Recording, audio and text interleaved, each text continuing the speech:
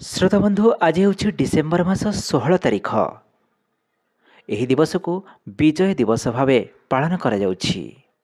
श्रोता बंधु 1971 मसीहा पाकिस्तान सहित युद्ध में भारतीय सशस्त्र बाहिनी विजय को सम्मान जणाइबा प्रतिवर्ष आज दिन में अर्थात डिसेम्बर 16 तारिख में विजय दिवस पालन करा जाए।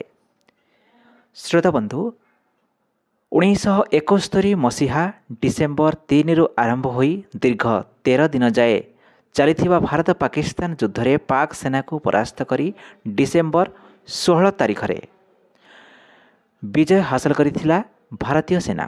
सही दिन ठारू डिसेम्बर 16 तारिख को विजय दिवस भाव पालन करुछि समग्र देश।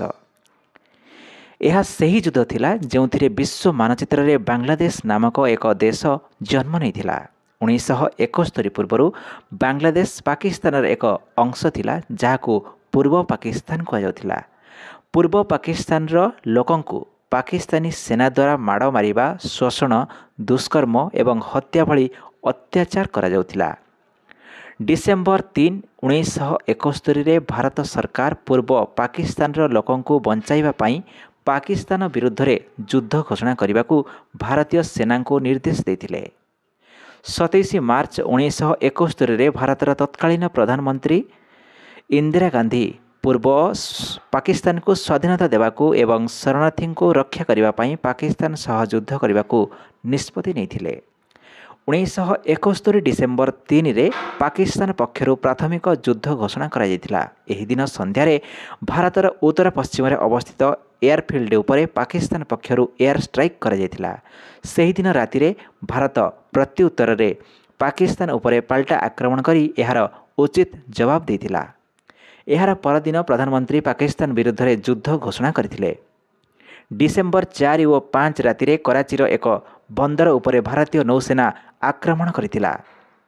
एही आक्रमण परे पाकिस्तानी सैन्यबाहिनी नौबाहिनी भारतर एक जहाज उपरे आक्रमण करी जहाज को पानी रे बुड़ाई देथिले। डिसेम्बर 8 एवं 9 राति रे कराचीर आउ एक बंदर उपरे भारतीय सेना आक्रमण करथिला। एही युद्ध रे भारत और पाकिस्तान भयंकर बहुत क्षयक्षति होइतिला, किंतु पाकिस्तान को अधिक क्षति सहिबाकू पड़िथिला।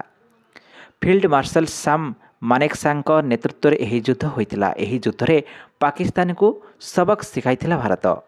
1971 युद्ध रे पाकिस्तान 93,000 सैनिक युद्ध समय धड़ा पताका देखाई भारतीय सेना निकट में आत्मसमर्पण करथिले।